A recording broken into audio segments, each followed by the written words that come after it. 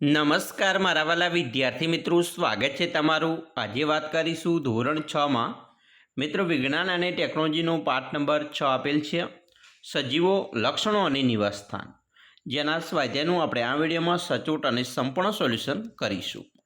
વિદ્યાર્થી મિત્રો, વિડીયોની શરૂઆત કરીએ તેના પહેલાં તમે ખાસ ચેનલમાં નવા હોય તો ચેનલને પણ મિત્રો અવશ્ય સબસ્ક્રાઈબ કરી વિડીયોને લાઇક અને શેર કરવાનું ન ભૂલતા।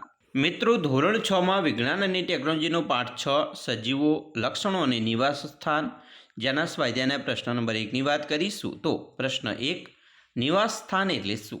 મિત્રો, એનો જવાબ છે વનસ્પતિ અને પ્રાણીઓ જે વિસ્તારમાં રહી જીવન જીવતા હોય તો તેને તેનું નિવાસસ્થાન કહે છે। પ્રશ્ન 2 છે, રણમાં જીવન જીવવા માટે થોર કઈ રીતે અનુકૂલિત થયેલ હોય છે? તો મિત્રો જવાબ છે કે રણમાં જીવન જીવવા માટે થોર નીચેના અનુકૂલનો ધરાવે છે, જેમ કે તેના પર્ણો નાના અને ઓછા હોય છે, પાણીની અછતના સમયે પોનું પર્ણકંટકમાં રૂપાંતર થાય છે, જેથી બાષ્પોત્સર્જન દ્વારા ઓછું પાણી ગુમાવાય છે, તેનો પ્રકાંડ અને તેની શાખાઓ લીલી હોય છે, જેના દ્વારા તે પ્રકાશ સંશ્લેષણનું કાર્ય પણ કરે છે, તેનો પ્રકાંડ જાડો અને મીણયુક્ત સ્તરથી આવરિત હોય છે, જે પાણીને જાળવી રાખવામાં મદદ કરે છે, તેના મૂળ જમીનમાં ખૂબ ઊંડે સુધી જાય છે અને પાણીનું શોષણ કરે છે। પ્રશ્ન 3ની વાત કરીએ તો ખાલીજગ્યા પૂરવાની છે, જેમાં પ્રશ્ન 1 છે, ચોક્કસ લક્ષણોની હાજરી કે જેના લીધે કોઈ વનસ્પતિ કે પ્રાણી કોઈ નિશ્ચિત નિવાસસ્થાનમાં જીવન જીવે છે તો તેને ખાલીજગ્યા કહે છે, તેને અનુકૂલન કહેવાય। પ્રશ્ન 2, જમીન પર રહેનારા પ્રાણીઓ કે વનસ્પતિના નિવાસને ખાલીજગ્યા કહે છે તો એને ભૂનિવાસ કહે છે। પ્રશ્ન 3, પાણીમાં રહેનારા પ્રાણીઓ કે વનસ્પતિના નિવાસને ખાલીજગ્યા નિવાસસ્થાન કહે છે તો એને મિત્રો જલીય નિવાસસ્થાન કહે છે। પ્રશ્ન 4, જમીન, પાણી અને હવા એ નિવાસસ્થાનના ખાલીજગ્યા ઘટકો છે તો મિત્રો એ અજૈવ ઘટકો છે। પ્રશ્ન 5, આપણી આસપાસના બદલાવ કે જે આપણને પ્રતિભાવ આપવા પ્રેરે છે તો તેની ખાલીજગ્યા કહે છે તો એને ઉત્તેજના કહેવાય છે। પ્રશ્ન 4, નીચેની યાદીમાં કઈ વસ્તુ નિર્જીવ છે? મિત્રો, જેમ કે હળ, મશરૂમ, શીવવાનો સંચો, રેડિયો, હોડી, જળકુંભી એટલે કે જલીય છોડ અને અળસિયું। તો મિત્રો નિર્જીવ વસ્તુઓમાં હળ, શીવવાનો સંચો, રેડિયો અને હોડીનો સમાવેશ થાય છે।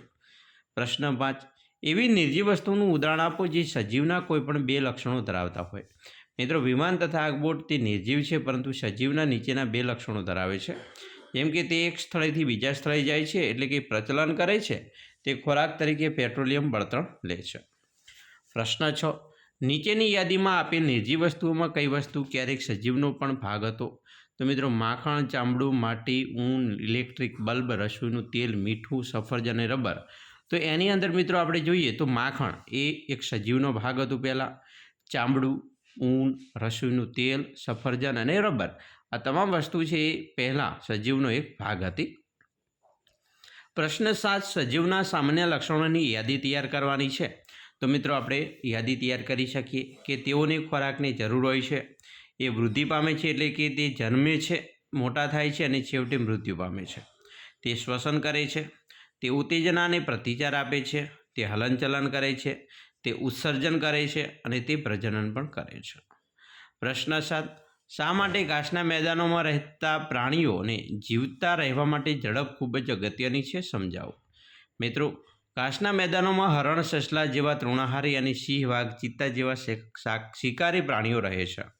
ઘાસના મેદાનોમાં પ્રાણીઓને છુપાઈ રહેવા માટે વૃક્ષો કે અન્ય સ્થળો ખૂબ ઓછા હોય છે, આથી હરણ અને સસલા જેવા પ્રાણીઓને શિકારી પ્રાણીઓથી બચવા અને જીવતા રહેવા તેમની દોડવાની ઝડપ વધુ હોવી જરૂરી છે। વળી વાઘ અને ચિત્તાને માટે પણ દોડવાની ઝડપ વધુ હોય તો જ તેઓ લક્ષ્યને પકડી ખોરાક મેળવી શકે અને જીવી શકે। આમ ઘાસના મેદાનોમાં રહેતા પ્રાણીઓને જીવતા રહેવા માટે ઝડપ ખૂબ જ અગત્યની છે। તો વિદ્યાર્થી મિત્રો, આવી રીતે તમે પણ તમારા જે પાઠ છે એનું સ્વાધ્યાયનું સોલ્યુશન કરી શકો છો। અમે આશા પણ રાખીએ છીએ તમને આપણા વિડીયો પણ ખૂબ જ ઉપયોગી નીવડશે અને ખાસ મિત્રો વિડીયો ગમે હોય તો લાઇક, શેર અને સબસ્ક્રાઈબ કરવાનું પણ ન ભૂલતા।